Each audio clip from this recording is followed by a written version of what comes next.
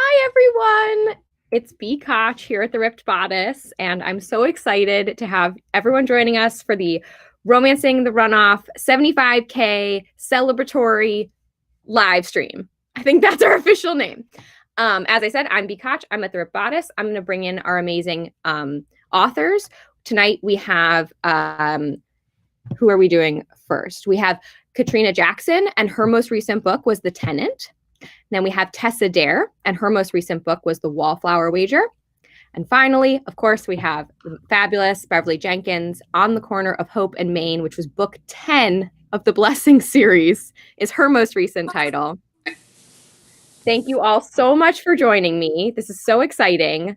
It's so amazing to see the romance community mobilize behind this particular cause and this particular person, Stacey Abrams, our amazing romance novelist / leader and activist who really helped lead the charge to turn Georgia blue. And now we're going to flip the Senate.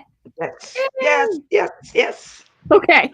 I'm not sure how much I'm supposed to amp up the democracy kind of thing, but I'll just say personally that it means so much to me to be a part of this and to be doing what we can as the romance community to help flip the Senate. All right. Bree, should we just jump in? I feel the same way about the flip in the Senate. I was really tickled when I looked on Twitter this afternoon and saw that the K-pop stan kids had taken over the Million MAGA March hashtag. So everybody needs to make pancakes this weekend. I'm gonna be extra petty and throw in some blueberries. So yeah, this is a great cause.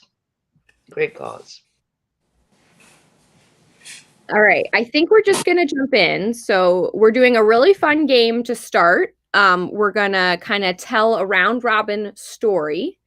And we're going to start with the prompt that was picked specifically because we're here at the Ripped Bodice. So it starts, the bookstore had closed for the evening, but Maria ...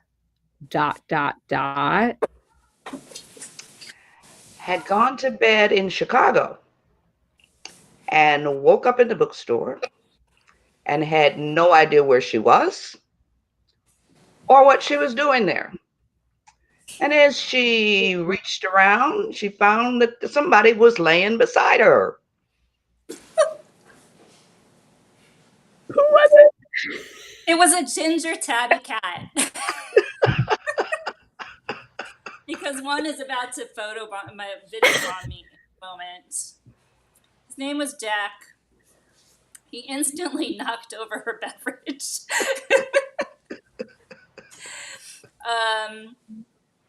He was clearly a rake. And she was going to need help with this situation. So she picked up her cell phone. Oh, this is me.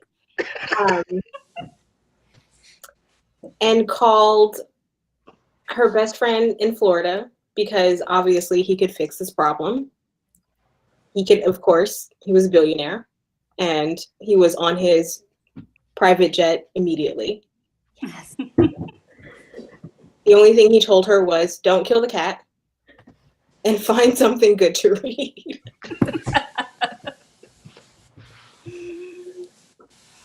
So the cat runs off and she follows the cat up the stairs and picks out a book to wait for her millionaire friend. And as she pulls out the book, a magic portal opens. The cat runs in, she runs in behind it and goes, oh shit, where am I now? All right. We have our first prompt. A penguin needs to be worked in to this amazing bookstore story. Tessa? Okay. So she's run through this portal and emerged into a white, icy landscape. And she has a fuzzy bathrobe on. She gathers it around herself, but unfortunately, she has very little on underneath. And so she's going to need something else to keep her warm. And her billionaire cat whisperer boyfriend is nowhere to be found. So she goes for the next best thing, the only thing she sees around her in this plain, barren land of snow and penguins. And she spies a Penguin. She spies a what? Spies a what? I don't know. A penguin. And picked him up for warmth, obviously. Put me down, however, the penguin says. I have dignity, and I don't know who you are. She drops him unceremoniously into a snowdrift, obviously. And shivers in her fuzzy bathrobe and not enough underneath. What's your name? She asks the penguin, and he says, My name is King Leopold. And I am a shifter. And so the penguin is no longer short and black and white. He's now tall, handsome, dark, a romance hero. But he's pissed because she's trespassing on King Leopold's territory and he wants her out. So we got enemies to lovers. In the next couple of scenes, we're gonna add in an egg beater. Oh, I'm excited to see how that happens. Is it my turn? Maria's turn. Okay. She turns to where the portal was, and of course, it's closed now. There's nothing there. And she tells King Leopold, who she is already offended by hugging without his consent, that she will be very glad to go back home. She would like nothing better than to go back home, but she needs two things. Help. She needs to find her cat, because even though he's a pain in the butt, she still loves him. And she also needs to figure out how to open this magic portal again.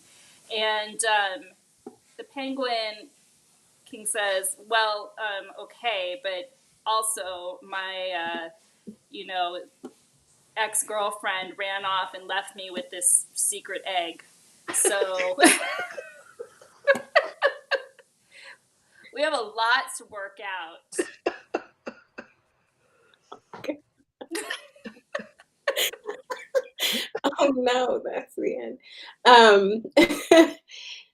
So King Leopold tells Maria that the first thing they have to do, obviously, is to use the egg that his ex-girlfriend left him to find the magic egg beater, which will also help them find her cat somehow. And plot holes be damned. So they follow the tiny cat's footsteps down some snowy mountain, I'm assuming. But King Leopold is tall, romance hero-y, and his strides are long. And Maria is short and in fuzzy bunny slippers, obviously, and is not keeping up with him very well. So he gives her two choices. She can hold the egg and he'll hold her. Or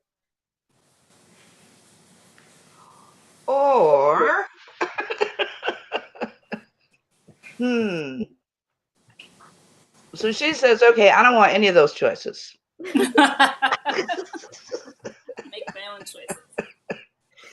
So he takes her to his castle, and there's the cat. in front of the fireplace, just chilling, nice and warm. We don't know that the cat is a secret matchmaker. So she finds the cat is sitting on the egg beater. And so take it away. I'm really worried. Okay. So, King Leopold has so has he shifted? Is he in human form right now? Yeah. Yeah. Okay, thank God. Okay. So, there's the first thing we have to do, Maria, is get you out of these snowy clothes.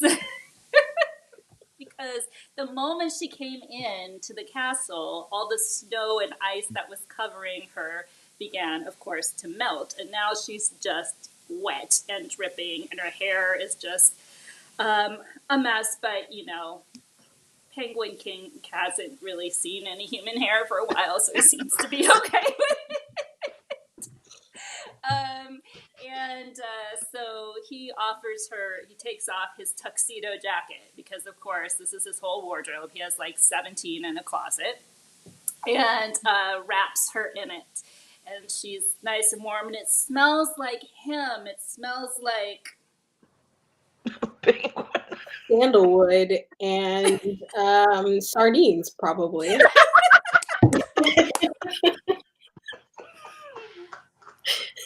Which is oddly comforting in this snowy castle where she has found herself. And if nothing else, it makes the cat come to her because he likes the smell of sardines and sandalwood. And he curls up on her lap, purring. And King Leopold says to Maria, let's make pancakes. Whatever he says, he has to include a toboggan. Okay. So let's make pancakes. oh. And then go tobogganing because I need to find my girlfriend. And maybe if we take this toboggan ride, we can get you the hell out of my kingdom and I can find my girlfriend because she's got the other egg that I need. They're twins. But, oh, are you done? I'm done. But before they can leave the castle, they hear a crack, crack, crack, because the egg is hatching.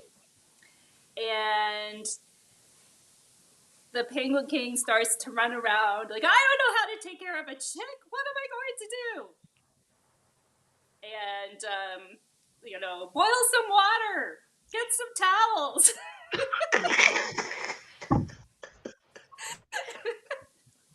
And Maria has to calm him down and say, listen, it's going to be okay. I was there at every one of my 11 nieces' births. I'm a midwife, in addition to being a bookstore owner. And I'm sure we can work this out just fine. Don't worry, your little chick is going to be just fine. So... the chick is not fine.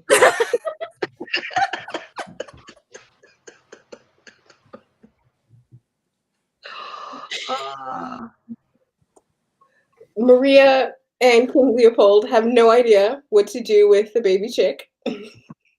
But that's okay because this cat, whose name I've forgotten, is like a homing device and scoops the fairly sad chick into its little mouth and takes off out of the castle. And so what else should Maria and King Leopold do than follow it? Maria in her, what is she wearing at this point? Well, it doesn't matter. She got King Leopold jacket. His tuxedo, whatever his tuxedo coat is, and a pair of his boots, and they head off after the cat into the snow. That's what I got. So The cat eats the chick. That's what cats do. I was trying to say it. It took a dark turn. A-plus romance novelist. And as the cat eats the chick, the portal opens. And she walks through with the cat beside her, and sitting very impatiently in the dark is Mr. Billionaire with the jet, who says, "This is a really, really bad way for you not to accept my proposal of marriage."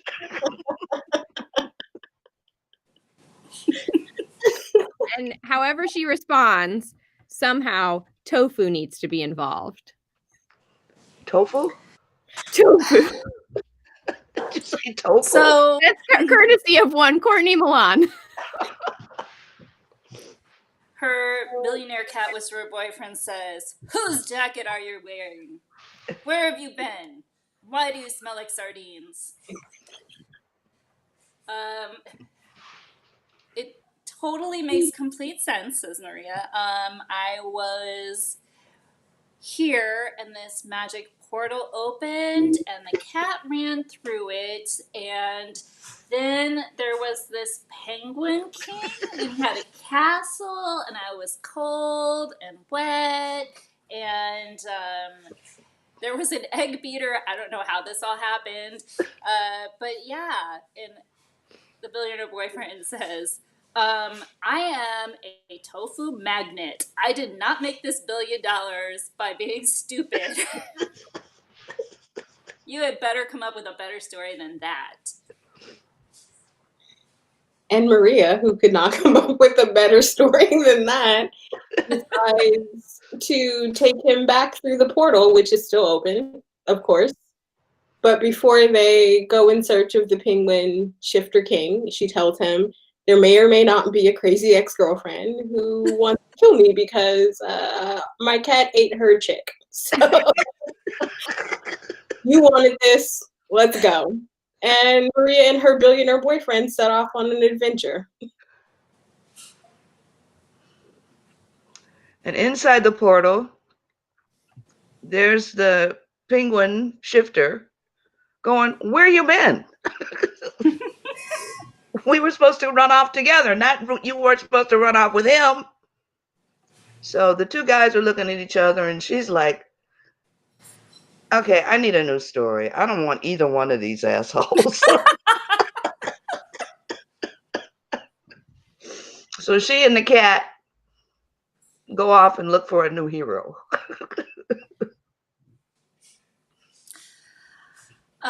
When they're running through the snow, and she collides with a scientist from the Antarctica science base. Look at all these sciencey words I have for you. So much science.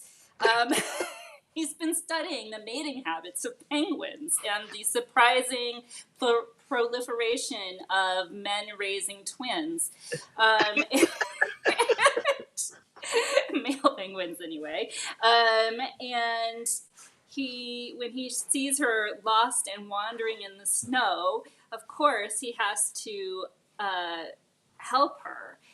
And as she looks up into his face, his glasses from beneath his furry hood are steamed, and she has to remove them to see his brilliant ice blue eyes. And he has a kind yet intelligent face, and is a square jaw and chiseled cheekbones and stubble, because no one shaves in Antarctica. No, a beard, totally a beard. And he whispers to her, "What's your name?" "What happened to Katrina? What's your name?"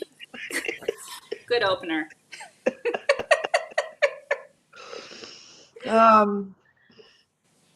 And so He takes her into his hut, and there's only one bed. We are hitting all of the classics tonight. I love it. There's only one bed, so, and he wants to get her warmed up because she's still in that wet, furry nightgown. And stuff happens. Katrina's must have lost her Yeah. Wi-Fi. I think we lost. We lost Katrina. She went looking for the egg. Where Where did the egg beater go? It's been All a right. long time since our hero had lain with a woman. Oh, it looks like Katrina's power went out, so we're gonna carry on without her. Power went out. Hopefully, Oh, no. our power won't go Oh out. wait, she's back. There she is. So so you know where we are? We don't even know where we are. No, the What egg. happened? Looking for the egg beater, I think, or the egg. Oh, the other egg.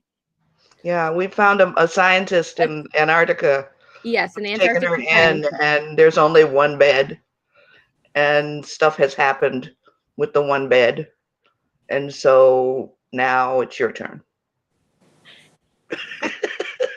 Also, possibly the egg beater. Boyfriend, egg beater, Maria, cat, King Leopold. Oh, I think Has King anyone done Leopold egg- is out. I think we replaced King Leopold with the scientist. Okay, scientist, but there is room for King Leopold. Absolutely everyone. This bed is infinitely big. There is room for everyone. And Maria is welcoming everyone to the party. That is my We're now doing a menage a bed. And in that menage a bed, or next to it maybe, there's a margarita slushy machine, apparently. Because that's our next prompt. So after all of the stuff that is happening in the one bed, it's margaritas for everyone. You get a margarita, and you get a margarita, and you get a margarita, and you get a margarita. And I think that's our happily ever after. Or happily for now. Until the margaritas run out. Leopold, the scientist, Maria, the cat, Egg beaters, toboggans. egg beaters, and a margarita machine. What more? What more can you need? And a billionaire who's really pissed off. It is the penguin way. Yeah, it is the penguin way. Penguin way. That's our All right. sticking to it. Thank you all so much. I'll give you a virtual round of applause. I'm sure everyone is applauding at home. That was a truly touching and beautiful love story I found. And I'm excited for the second book where King Leopold finds his stupid ex-girlfriend. Yep. And maybe she's not so stupid. Maybe she's actually smarter than all the rest of us. Yeah, she doesn't want him either. She's hiding. She's harder to find than the egg beater. All right. So I think we are moving on to the question portion. So if anyone watching would like to ask a question, then Bree is going to feed them to me, and then I'm going to feed them to our lovely writers. While we wait, maybe I'll ask a question, which is has anyone read anything good recently? I did. I could start. I could be the first. Nope. I'm in a bookstore, so I've got. Ooh. I just read this great cozy mystery. It's so good. I'd highly recommend it. Cool. Jennifer J. Chow. I wish I had more books up here, but there's just packing materials. Gotta say, last week was not a great reading week for me. I think a lot of people probably similarly. Yeah, The not a last great. Sorry, go ahead. No, I was gonna say not a great reading week or a great writing week. So it's just election 24/7. So. But there is an HEA anyway, or at least an HFN. Let's just call it that. Yes, and pancakes. I'm gonna make pancakes tomorrow. Me too. I'm definitely making pancakes. Pancakes for Romancelandia. Okay. Can everyone else see this question, or can I only see this question? I We have a can question see. for Kat. When is the next Brandy Bush happening? I don't know, man. It's been a rough one. Probably okay. early next year. Probably early next year. I think I know what it is. So early next year. That's I love so soon. I love The Roommate. I absolutely loved it. So, yeah. All right, we have a recommendation from Miss Bev for The Roommate, which I also loved, by the way. Mhm. I don't know anyone who doesn't love that book. What songs get you hyped up? Oh, Jesus. If I'm writing, it's old classic rock. It's, lots of Hendrix and lots of Led Zeppelin, and then because I grew up in Detroit, if I'm just chilling, it's jazz and it's Motown, and because the boomers are the first, because I am a woman of a certain age, and boomers are the first generation that had soundtracked for their lives. So I got a good, I don't know, 50 years worth of music in my phone, and depending on the mood, it's all good. I'm a music girl. So that's my answer. I think if you made a mixtape, I would download that. Yeah, it would probably be a lot of stuff that you'd be like, why did she put that on there? But, stuff that speaks to me. So great question. Thank you. Mhm. I think the next question, Tessa, someone's asking, what or who is your favorite character from Spindle Cove? Why do people ask these questions? I don't know. Like none of them would be interesting without the others around them, I think, right? It's so, I know it's cheating to say this, but I like them as a group, I like being able to have them bounce off each other, in particular the guys. I love writing scenes of guys, just giving each other a hard time and throwing out or being reluctant. The reluctant bromance, one of my favorite things to write. So, like the first three guys, Thorne and Colin and Bram, I really liked kind of writing them as a trio, just because that's fun. I don't know that I can say that they're my favorite characters overall necessarily, because I like them all, but I just feel like any one of them wouldn't be as fun without the others. And I think that's what a series should be, right? They should have to kind of, if you're writing a connected series anyway.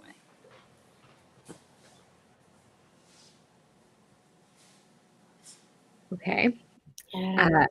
Miss Bev, what's the hardest part about writing these multi-generational series? I would love to hear the answer.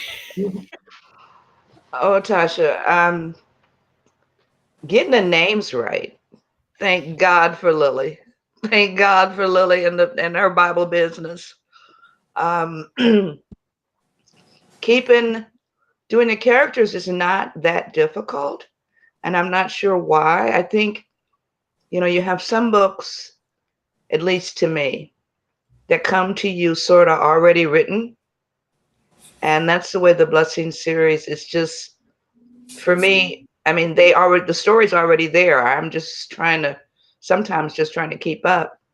But my hardest thing is making sure, I know what I'm talking about. I mean, I had a character in book 2. I changed his name. And the ladies were like, Miss Bev, who is this? And I'm like, oh, that's supposed to be so-and-so. And then I had Devin, who was our little preacher in book 1. He originally started in Georgia in his prologue. And when he got his own book, I had him living in Mississippi. So the details, those small details, and luckily my readers know I'm sort of not organized. So they don't hold me, responsible for a lot of the mistakes that I make. But for me, that's the hardest thing. But now that I have Lillie in my life, and she has done this Bible for these 10 books, I can go through it and say, oh, okay, I can't use him because he's too old, so, or too young, or so that's the hardest part is the small details that go into the world building. It's been a fun series to write, though. Great question, So Tasha. interesting to hear that's the hardest part, because I feel like that to the reader that seems so effortless, and it's amazing over these 10 books to feel like you've met the whole town and it's all felt consistent, which is really Which is a lie. amazing. It does feel that way. Dude. I'm always real critical, but anyway, great question, Tasha. Okay, our next question from the book Voyagers: which couple of yours was your favorite to write, or you really wanted to write, really wanted to write them and had so much fun doing it? And I would love to hear an answer from all of you, if possible.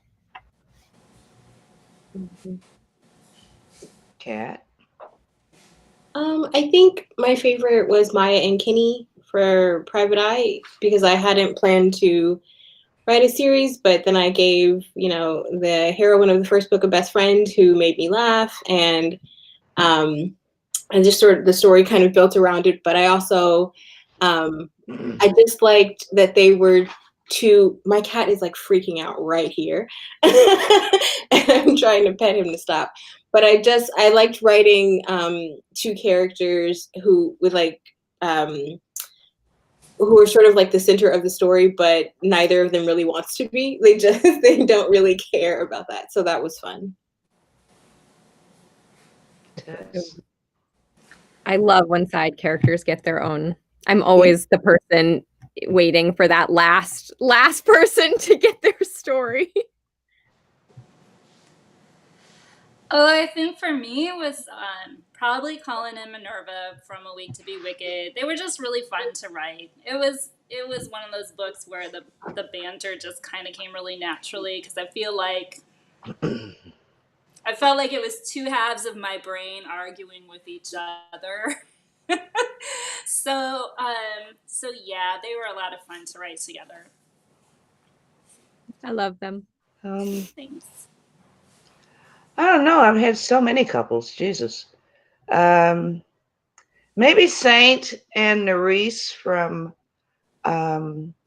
Edge of Dawn, because he's like Inspector Gadget, with the coat and all this tech stuff in his pockets, and she's a straight-laced private school principal, and they get thrown into this situation where they're trying to find this treasure.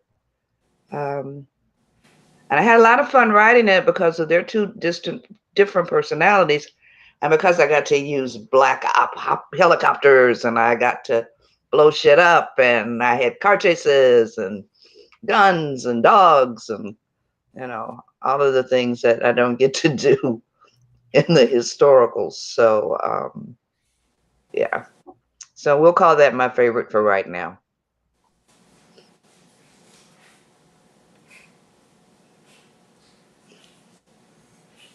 Kat, do you have a New Year's Eve book planned? I don't. I'm really sad about it. I love New Year's Eve books, but this year has been like 360 New Year's Eves, and it's hard to imagine. Yeah, New Year's Eve is going to be an interesting one this year. Mm-hmm. It'll be different for all of us, but Mm-hmm. I'm sure we'll find ways to all celebrate at home. Okay, what's a romance subgenre you've always wanted to write but maybe felt scared to explore? Well,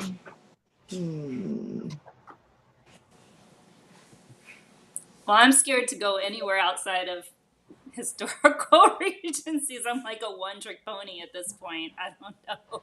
Even if someday I'd like to write a contemporary or something, I feel like I know better what women wore in 1815 than I know what they wear today. I would have to do a lot of research. I don't. Definitely no penguin shifters in my future.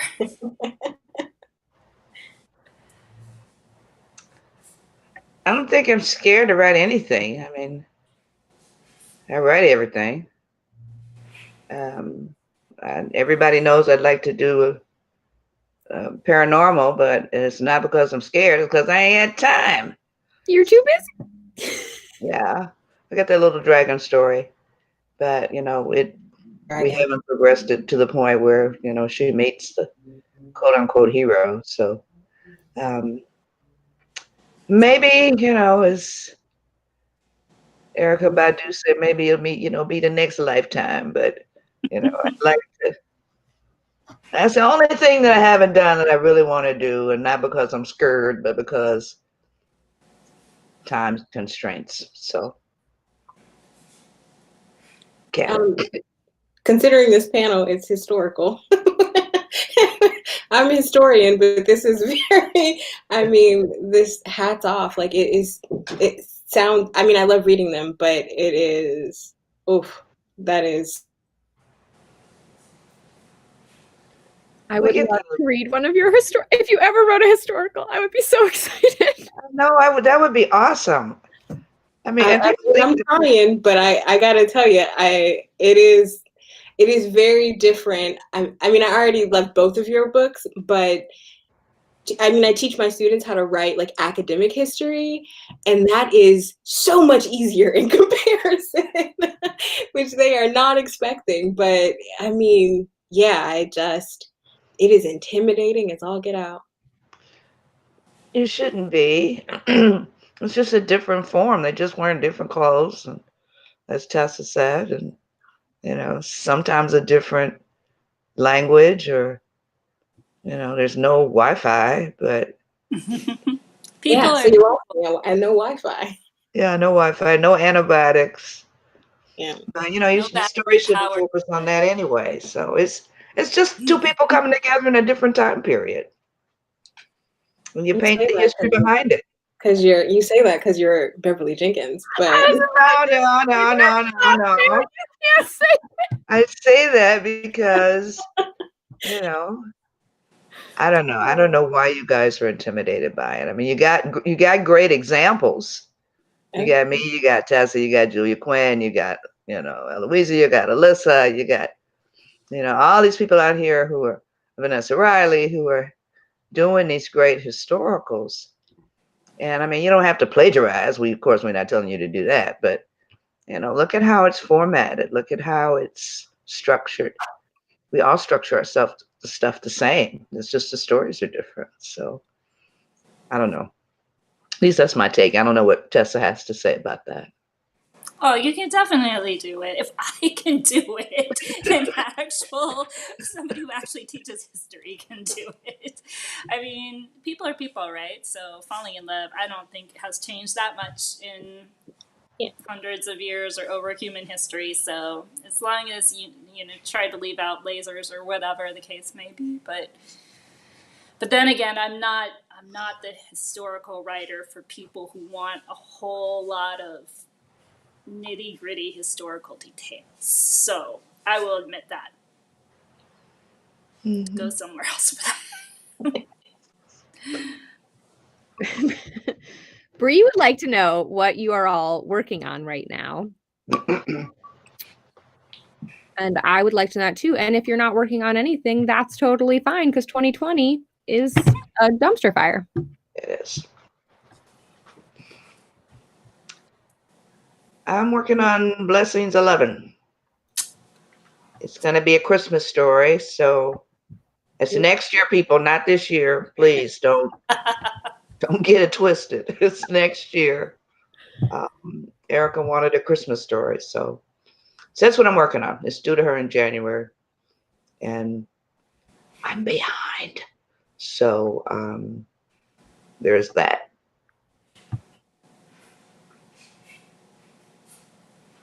Katrina?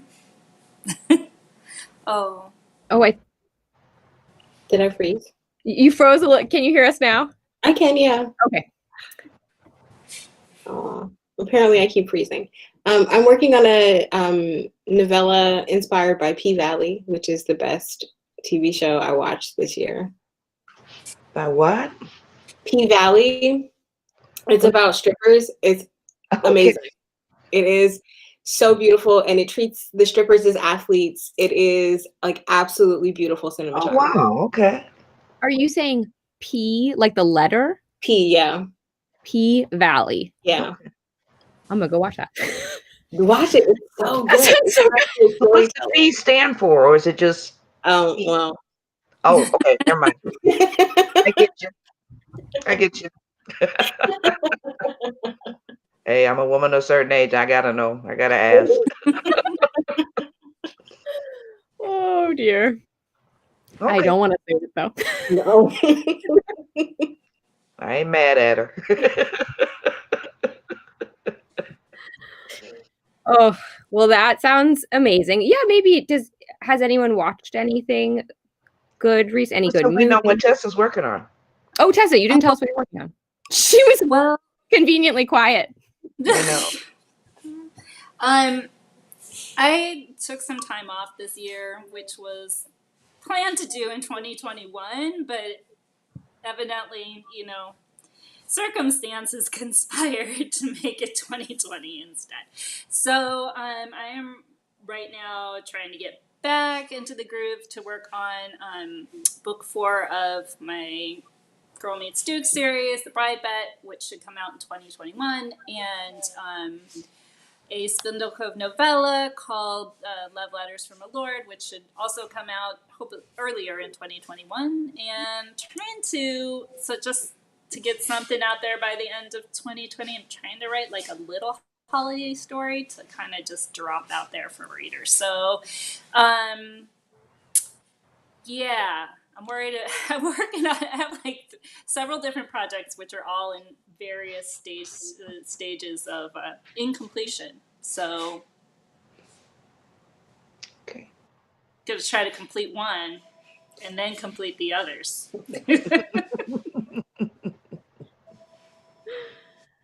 Or you could just work on 10 things at once and not finish any of them, which does seem to be the 2020 way. This is the way. Probably. I have some Legos to build. And, can I show and tell my birthday present? I think Yes, Legos, definitely. I haven't started it yet. Hold on. My sister, Leah, is very into Legos. We have an entire Lego town in the bookstore now, if anyone comes to visit. You guys have this one. Because I think you tweeted it once, and that's when my desire for it started. It is can you see it? Is it the bookstore? Oh, that's cool. In Lego. So Lego bookstore. How many pieces, Tessa? Holiday How many project. pieces? How many pieces? Is a lot of pieces. It is 2,504. Don't forget the 4. Oh my God. Those are important. Ages 16 plus. Wow. Evidently, some interesting things are going on inside the bookstore. It's an adult bookstore. Lots of penguins. Exactly. There is a chameleon that goes in it. Like one of the people who lives in there has a terrarium with a chameleon. So they are natural shifters. Has anybody written a chameleon shifter? Because that would be really kind of cool. Like you would have the adult, the human side of it could be like a Mystique sort of situation where they can transform into X-Men thing. All right, anyway. Maybe you need to start writing paranormal. That sounds like a project for you, my dear. Sounds like a project for someone else. That's a project for you. Good idea. Just put that out in the universe. Manifest. Put it on your website and give it away for free. What's the book you want to read? I'm sorry, I'm not supposed to ask questions. Am I? No, please ask. Like the ideal book that you want to read that you haven't found yet. I'm curious. How about you, B? Let's ask B. The ideal book that I want to read that I haven't read yet would be an entire series, Regency series with a Jewish family at the center. Oh. Okay. which there are some, but I would like More. Yeah. A family series. Yeah. Intergenerational. Across countries. We could have France, we could have Spain, we could have England, all over. That's cool. Wow. I think we might be all out of audience questions if we have more. Oh, for Tessa's question for me, I just want to read Alona Andrews for the rest of my life. I'm waiting on this second I think it's Iron Covenant. It's Iron something with Hugh that, we all hated, and her and Gordon some kind of way turned this man into a awesome hero. We're like, how in the world did you do that? So I just want to read them for the rest of my life, and I'll be content. They are pretty awesome. Oh, we have another question. What hobbies would your most recent heroes, heroines have picked up during that's actually funny, during quarantine? Are they among the sourdough legions? Well, the heroine of the Bride Bit is a baker for sure. So, I mean, she had the baking thing going on before, but I think she's also kind of an inventor. So I think one of her current projects, which may or may not make it into the book, is inventing a non-yeast way to leaven bread, such as baking powder, which didn't exist at that time.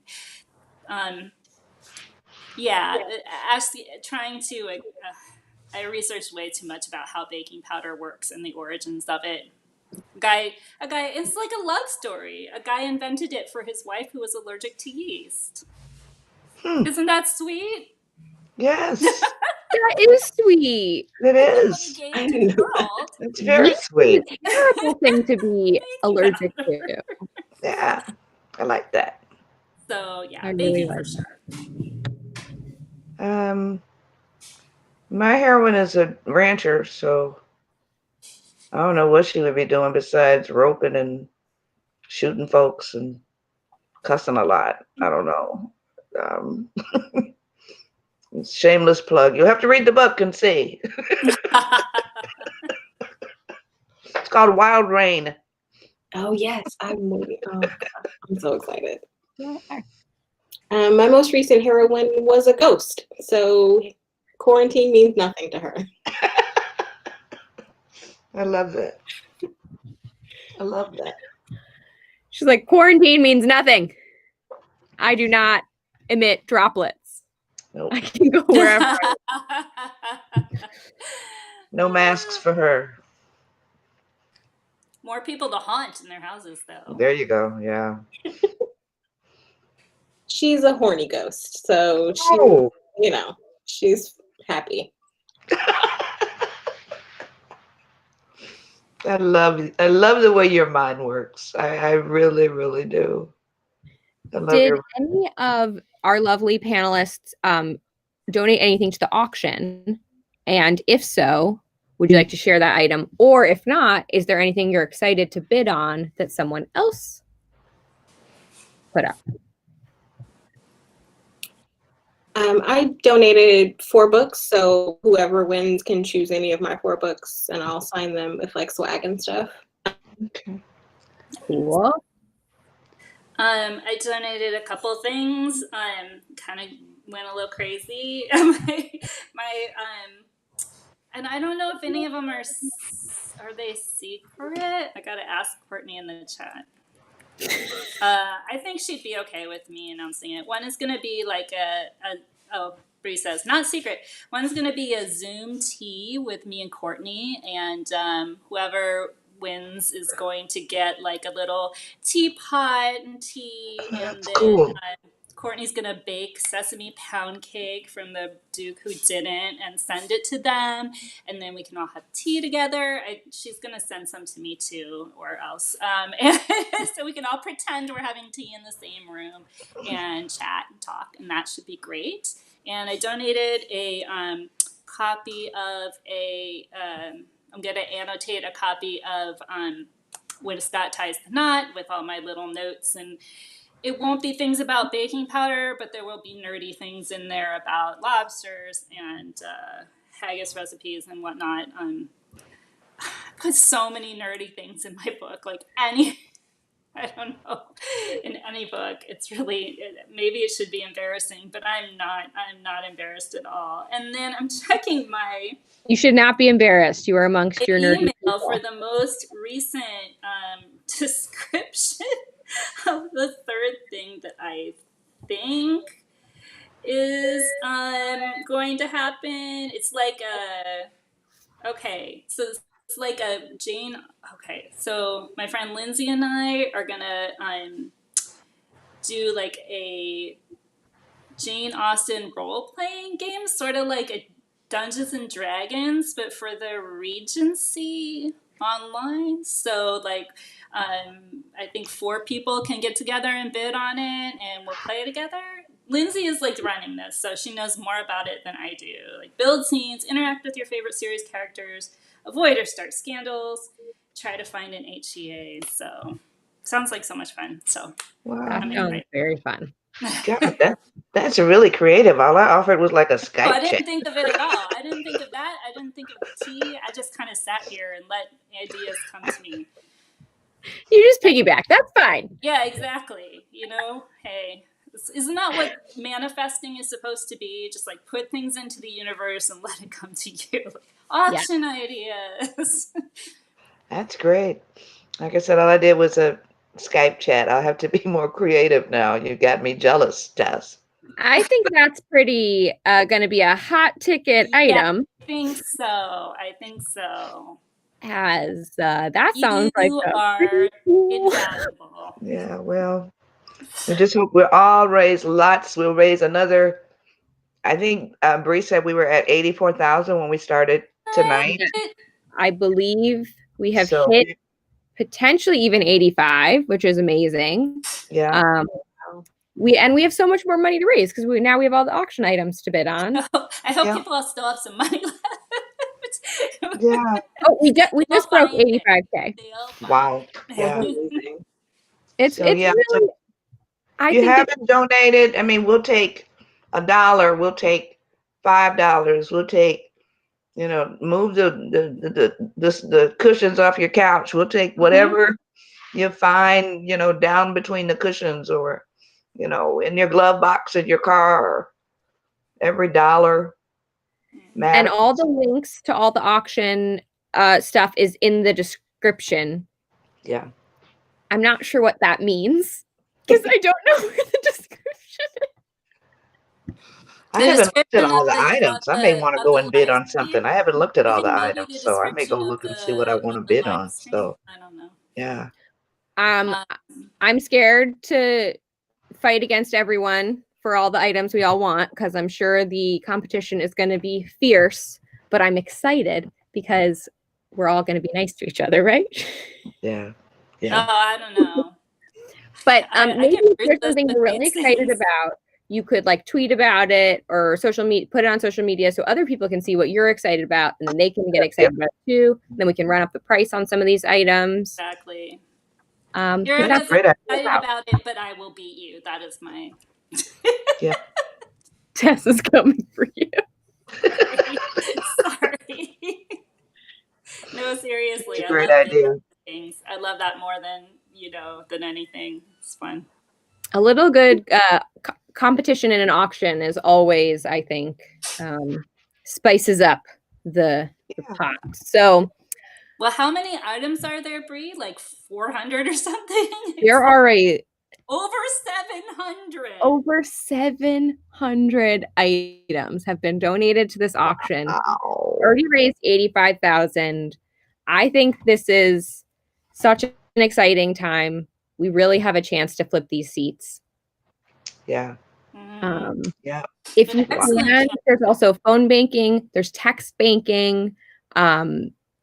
There's so many more ways you can be involved other than donating, but donating is a great way to get something fun for yourself and to help out a great cause. Yeah. Yeah. All right. I feel like we should let our very important authors go to their other very important authorial duties. whatever that might be.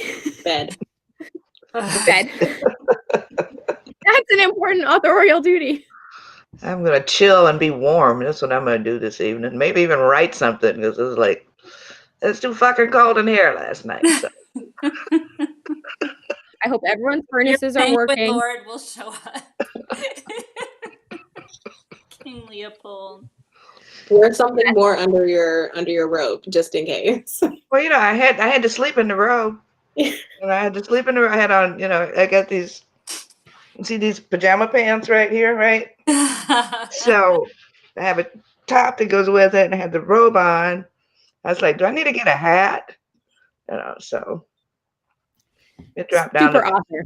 40 in the house last night. So Oh my goodness. gosh. In the house? it was 35 outside. This is Michigan. You So. don't turn on your heater? No, my heat was dead last night. That's what I'm saying. Oh, I'm Yeah, sorry. That I got it fixed. They Oh, put in good. a new blower that yesterday evening. And when I went to bed after playing on Twitter and Facebook and went to bump up the heat, it was about midnight. Nothing happened. Well, when we were, you know, we complained over here when it was 120 or whatever during the summer, but now I can gloat that like our cold is like 60 degrees. So 60, we got people running naked through the streets.